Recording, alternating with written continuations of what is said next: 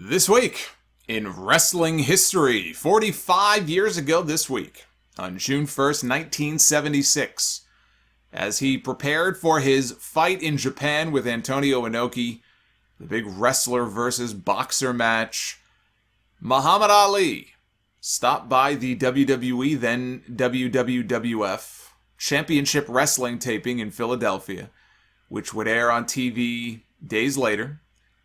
Gorilla Monsoon was wrestling Baron Mikhail Cicluna for all of 45 seconds when he dumped him out of the ring right in front of Ali, who was at ringside sitting there. Ali stood up, he removed his jacket and his tie, and he climbed into the ring, and he was angling for a fight with Monsoon. And Ali threw some jabs that didn't connect until Monsoon picked him up and gave him an airplane spin before dumping him down on the mat. After the match, while being interviewed by Vince McMahon at ringside, Monsoon used, maybe for the first time, his famous line that Ali didn't know a wrist lock from a wristwatch. How's he going to get in there with a wrestler like Inoki? He did, in fact, get in the ring with Inoki a few weeks later, and it did not go well. Inoki laid on his back for much of it. He was kicking at Ali's legs over 100 times. Based on the rules that were negotiated for the fight, it's one of the only things Inoki was allowed to do. Ali's leg was so badly hurt and swollen that he ended up with 2 blood clots in his legs and an infection that nearly led to his leg being amputated. Ali's trainer said that his footwork was never the same after that. The fight ended in a draw, and the crowd at Budokan was not happy. They threw trash in the ring. They chanted, "Money back, money back." And yet, Ali and Inoki became very good friends after the fight. And he even attended the wrestling event in North Korea that Inoki organized years later, which was just covered on Dark Side of the Ring. 38 years ago this week, on June 2nd, 1983, speaking of Inoki, he lost to Hulk Hogan in the finals of the first ever IWGP tournament in New Japan Pro Wrestling. IWGP, for those who don't know, stands for International Wrestling Grand Prix. It was a round-robin tournament with 10 of the top wrestlers from around the world, including Andre the Giant, Hulk Hogan, Big John Studd, Inoki, and others. Up to this point, New Japan had been using the National Wrestling Federation, or the NWF title, as its main championship. Now, you may ask yourself, what the hell is the NWF title, and why was it defended in New Japan? Good question. It was actually a title for a promotion based in New York in the 70s, until one day, the champion took the title with him on a tour of Japan and lost it to Inoki, who defended it for many years in Japan. Inoki later gave up the belt, and they came up with this IWGP League that he entered himself into, which allowed them to get away from having to use the NWF title. So Hogan and Inoki ended up tied at 37 points, so they wrestled in the finals, with Hogan beating Inoki by countout after he knocked him off the apron with the dreaded Axe Bomber. Inoki sold it like he was knocked out, which he may well have been. There's always been a debate about whether or not he was really knocked unconscious. One legend has it that Hogan legit knocked him out and only won because they were forced to change the finish. Again, that's just a legend. Inoki had given up his NWF title to be in this tournament, and the belief is that he was winning it, and when he didn't, it was a huge upset. Hogan did have a belt, even though the title itself traces its lineage back only to 1987. The idea was that you win the IWGP League and you're considered the best wrestler in the world. But the lineage of the title is only traced back to 87. That lineage ended earlier this year with the unification of the IWGP World and Intercontinental titles. That started a brand new lineage for the championship. Kota Ibushi is recognized as the final IWGP champion, and I guess he would be the first IWGP World Heavyweight Champion. And as I talked about at the beginning of the podcast this week, we all know how Okada feels about that. Okada is no fan of this whole title unification nonsense. 35 years ago this week, on June 4th, 1986, one of a number of horrible things to happen to the Von Erich family. In this case, Kerry Von Erich, who should have been on top of the world, but he was already dealing with drug issues. He had a daughter on the way, Lacey, who would be born the following month, things should have been really good for Kerry Von Erich. But on this date, he was riding his motorcycle with no helmet and no shoes, wearing nothing but gym shorts, driving at a high rate of speed, and crashed into the back of a police car, which is probably the worst thing that you could crash into. Well, that's actually not true. I could think of a few things worse. Like, crashing into a gas tanker, I would imagine that probably wouldn't end too well. But he crashed into the back of a police car while he was attempting to pass a truck on a 2-lane highway. He suffered a dislocated hip, a shattered ankle, and a right foot that was so badly mangled it required 13 hours of microsurgery. During the procedure, surgeons transplanted muscle and skin tissue from his back to restore circulation to save his foot. Doctors told him he would never be able to wrestle again, which is something that you don't say to a pro wrestler. Without Kerry, though, the fear was that world-class championship wrestling, his father's promotion, would not be able to survive. It was already on a downswing at that point. Kerry was their biggest attraction. On their TV show, his brother Kevin admitted that Kerry had been in a motorcycle wreck, but he said he was okay and he would be back in a month. And then a month would go by, and then it would be another, and another, and another, until Thanksgiving in '86. When Kerry showed up on crutches, he took a few steps on his own. A few months later, his father Fritz booked Kerry back for his first match. Fucking Fritz. According to an article on the Von Erichs by Irv Mushnick that appeared in Penthouse magazine in 1988, Kerry arrived at the venue and a doctor filled a syringe with enough Novocaine to numb a horse, while his opponent was instructed to sell for Kerry, who was practically immobile. But once he got numbed up, he went out to the ring and he did the match. And once the Novocaine wore off, they found that he had re-broken the ankle. And a few months later, his foot was permanently fused into a walking position, very much like what happened with Brian Pillman after his Humvee wreck many years later. He came back to the ring too soon. And it was after that that he needed to have the foot amputated. There is some debate about exactly when the foot was amputated. Was it immediately after the accident? Did it come later on? The belief is that it happened later on because he came back too soon. And he did more damage, and they ended up having to amputate it. The family kept it a secret that he was wrestling with one foot. They only admitted it after his death. But one of the more famous stories was when he wrestled Colonel De Beers at the Showboat Hotel in Las Vegas during an AWA television taping. During the match, De Beers was outside the ring when he unknowingly grabbed Kerry's foot and Kerry's boot popped off. And when it did, his amputated foot was revealed to De Beers, who was shocked, and also to the fans at ringside, who were equally shocked. Now, if this were the age of social media, that shit would be all over Twitter within 10 seconds. But that was not the case back then. It was only a handful of people who actually saw what happened. But Kerry quickly grabbed his boot. He jumped.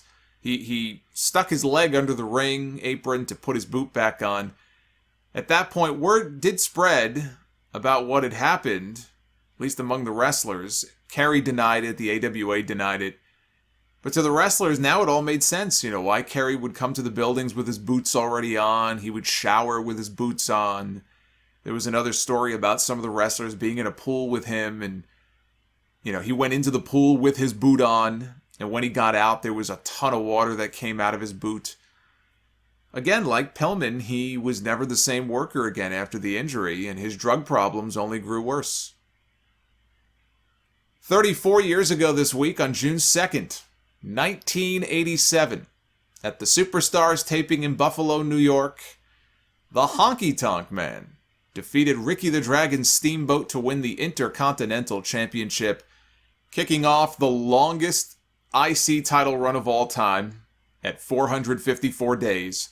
Steamboat was coming off his classic WrestleMania match with Randy Savage, not even a full 3 months earlier. He was set for a lengthy run with the title, but he asked for time off because his firstborn son, Richie, was about to be born, and he wanted to make sure that he was there for it. And that got him heat. Here they put the title on him and prime him for this big run, and the schedule back then was ridiculous. I mean, they were running shows so often that they just felt they couldn't afford to get him off the road for any period of time. You know, God forbid the guy wants a little bit of time off here for the birth of his child. So not only did they take the title off of him, but he was never pushed at a high level again when he finally came back, and that includes his second stint there in 1991, which was coming off all those great matches he had with Ric Flair in 89. And he came back in 91, and they dressed him up like a literal dragon and had him spitting fire, and they didn't do anything with him. They never did a thing with him after this. So Honky won the title in a 3-minute match and dropped it at SummerSlam over a year later to the Ultimate Warrior in 30 seconds.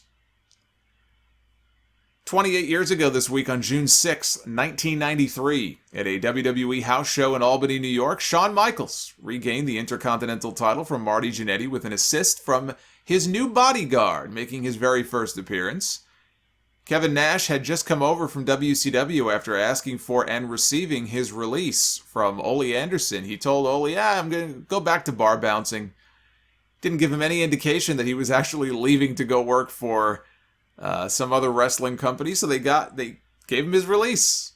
In reality, he had a spot already lined up in WWE. Jannetty's reign as champion lasted barely 3 weeks.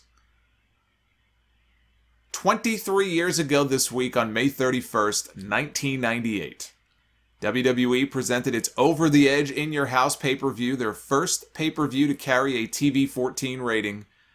On the show, Kane defeated Vader in a mask versus mask match, which Vader lost, and he had to remove his mask when it was over, and we all had to pretend, I guess, that we had never seen Vader without his mask before, which we had, many times in fact. After the, what was he, like Lucha Vader? Like it's supposed to be a big deal that Vader, of all people, lost his mask? After the match, Michael Cole interviewed a dejected Vader at ringside who said, "Maybe Vader time is over," before calling himself a big fat piece of shit and storming off. This was not the highlight of Vader's run in WWE. There really wasn't anything good on this undercard. This was a one-match show. This pay-per-view was the very definition of a one-match show. And that match just so happened to be the main event for the WWE Championship, with Stone Cold Steve Austin defending against Dude Love, with Vince McMahon as the guest referee, Pat Patterson as the guest ring announcer, and Gerald Briscoe as the guest timekeeper. This is one of my favorite matches. This match and this finish is Attitude Era sports entertainment done right. McMahon refused to count the fall for Austin, who got up in his face. Dude Love went to hit him with a chair from behind, but Austin ducked and Foley blasted Vince McMahon in the head with that chair. Enough that he needed dental work because it knocked the caps right off his teeth. Austin hits the stunner. There's no referee. Here comes Mike Chioda. Patterson drags him out of the ring and he KOs him. Undertaker was at ringside. He gave Patterson a tremendous chokeslam. Through the ringside announce table, Patterson took this chokeslam like a champ, 50-something years old. He took this bump at 50-something better than almost anybody I've ever seen before, except for Brock Lesnar, who probably took the best Undertaker chokeslam I've ever seen. Certainly the highest, as far as a big man goes. Briscoe got chokeslammed through the other announce desk. That one did not look nearly as good. Austin kicked Foley low, hit one final stunner before grabbing Vince's hand and counting the 3. McMahon had said before the match, this match will only end by my hand only. And it ended by his hand. I loved every bit of this. There was a college course years later, and I can't remember what school it was, that covered pro wrestling and used this match as required viewing material. It was literally in the syllabus for the course. I know MIT had a pro wrestling course years ago. I think they even brought in Mick Foley and Jim Ross as guest lecturers. It wasn't that one. I wish I could remember which one it was. But there's a reason why that this was required viewing for that course. If you've never seen this match, it's just a ton of fun. Overbooked, but a ton of fun. 19 years ago this week, on the June 3rd, 2002 episode of Monday Night Raw from Dallas, Texas, Kevin Nash introduced Shawn Michaels as the newest member of the NWO, but it would be a short-lived run. as 1 month later, on his very first night back in the ring after recovering from a biceps injury, Kevin Nash tore his quad. Poor guy still gets joked about it to this day. He tore his quad, and after that, Vince McMahon came out on TV the following week and announced that the NWO was disbanded for good. They were in the middle of a storyline where they were trying to recruit Triple H into the group, and that got dropped. The NWO in WWE was a complete failure. Later that same night, Steve Austin beat Ric Flair in a match where if Flair lost, he would have to become Austin's personal assistant. And it was also Austin's final televised match before walking out on the company at the Raw taping the following week, where he was scheduled to lose to Brock Lesnar in an unannounced King of the Ring qualifying match. 17 years ago this week, on June 3rd, 2004, TNA aired the first episode of Impact on Fox Sports Net. Although in some markets it aired the next day. It was taped the month prior out of Universal Studios in Orlando. This was their first exposure on national television, and saw the debut of the six-sided ring that they would continue to use through 2010, before Hulk Hogan and Eric Bischoff got rid of it. The playpen ring, as Hogan called it. On that first show, Abyss beat Shark Boy, James Storm and Chris Harris. America's Most Wanted beat Kid Cash and Dallas to win the NWA World Tag Team titles. And a young lad named AJ Styles beat Elix Skipper, Chris Sabin, and Michael Shane to earn an X Division championship match. 7 years ago this week, on June 2nd, 2014. 24 hours removed from the Payback pay-per-view, which saw The Shield vanquish the reunited Evolution group of Triple H, Randy Orton, and Dave Bautista, who famously wore blue gear for the match, which is where the whole BLUETISTA thing comes from, which Batista was not happy about. Batista tweeted the next day, "6 guys go to war and beat the shit out of each other, and what do the genius smarks walk away with? Batista wore blue. What a loser. Hashtag dipshits." I'll tell you what, I'd rather be a smark than a smurf. But on Raw the next night in Indianapolis, Batista quit WWE for the second time on television. The first time was back in 2010. This time he was off to promote his role in the first Guardians of the Galaxy movie, which made almost $800 million at the box office.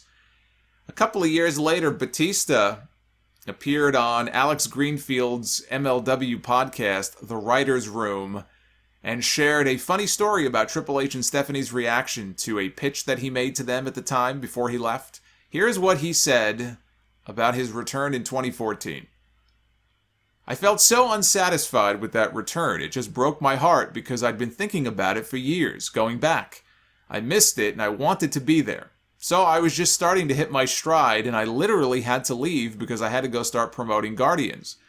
But when I left, I wanted to come back and do SummerSlam.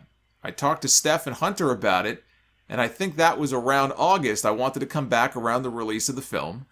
And I said, wouldn't it be great if I came back and I was also in the #1 movie in the world?" And they kind of had a snicker. And it was, we don't even know if the movie's going to be good. It was a very uncomfortable moment where they were just kind of doubting me and laughing in my face. Look, I don't know that too many people expected that movie to take off the way that it did, but it was a fucking Marvel movie. So you have to know that it's going to do pretty well. If it's not #1, it'll be #2. And they passed on a Batista return because they didn't think the movie was going to be anything special. You talk about being out to lunch. But that wasn't the only thing that happened on Raw that night. This was the night that you could hear my heart breaking. It was bad enough they ended The Undertaker's streak at WrestleMania 2 months before this, but then they went and they broke up the Shield. The best faction in that company in well over a decade, and one of the shining beacons, they along with Daniel Bryan, on Monday Night Raw that entire year in 2013 into 2014. They carried that show. I thought they still had plenty of mileage left as babyfaces. They'd only been babyfaces for a few months. But I always imagined that it would be Dean Ambrose doing the turn when it came time. I didn't see Seth Rollins being the one to turn heel. But per that week's Wrestling Observer, the group was originally slated to break up before WrestleMania, but they got over so well as babyfaces in their program with the Wyatt family that they decided to ride them out a little bit longer, which was the smart thing to do. After Batista quit earlier in the show, Triple H said that he had a plan. There's always a plan B. And at the end of the show, Rollins took a chair to Roman Reigns, and then he took the same chair to Dean Ambrose and left them laying, but it was a last-minute call to do the turn, which was only decided upon the day before. In fact, they had advertising out for the summer with the Shield and the Wyatts. So at one point, the idea was to revisit that feud again and not turn Seth Rollins heel. And that is this week in wrestling history.